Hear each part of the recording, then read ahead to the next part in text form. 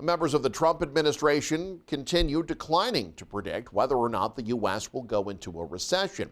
They're forecasting what they're calling a transitional period with potential economic pain. President Donald Trump says his new tariffs will be worth it in the end, creating what he calls a better future for Americans. Amy Kiley has more. They're sort of making excuses and stories about a bad economy when we don't yet have a bad economy. Experts say it's not too late to avoid inflation and a potential economic slowdown. That's despite a grim new forecast and warnings like these from the Trump administration. There are no guarantees. Between now and April 2nd, there'll be some uncertainty.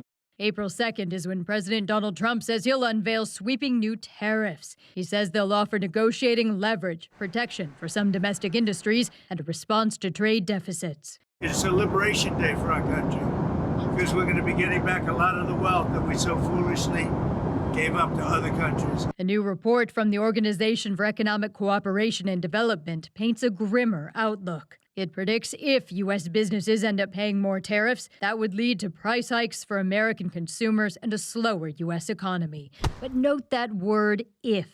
A lot of the fundamentals are still in pretty good shape. It's almost as if the Trump economic team has accepted that bad things are going to happen.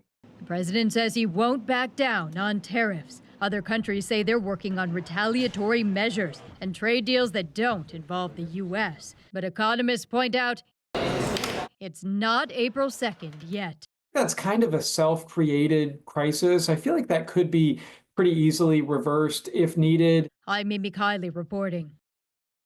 When the next severe weather event happens, don't get caught in the dark. Power your kitchen, HVAC, and communication systems with a Jackery solar-capable generator. Just click on our YouTube affiliate shopping tab and you're on your way. And Husker fans, the Explorer series is perfect for tailgating. An ag trade group says it wants the Trump administration to reduce regulations on the meatpacking industry.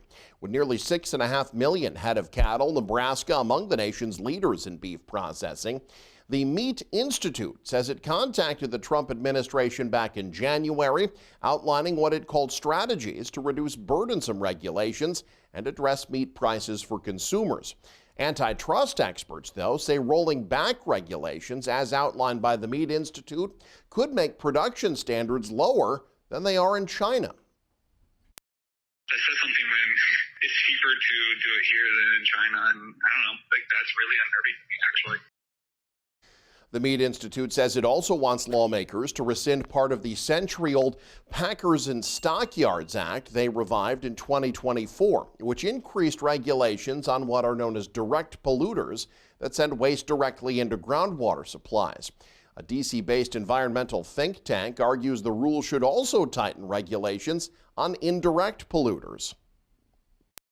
They don't discharge pollution directly from a pipe up from the slaughterhouse. They send it to a wastewater treatment plant. And those wastewater treatment plants are not really equipped to handle the type of waste and pollution that they're getting. The Meat Institute sees the move to protect workers regardless of pregnancy, sexual orientation, gender identity, disability, marital status, or age, also part of the new rule, as an attempt to enshrine what they call DEI principles into the Packers and Stockyards Act. And you can stay up to date with the very latest by following us online. Head to newschannelnebraska.com, click on the News tab there. You can also follow us on X, like us on Facebook and Instagram as well. Thanks for joining us. Have a great day. You're watching News Channel Nebraska.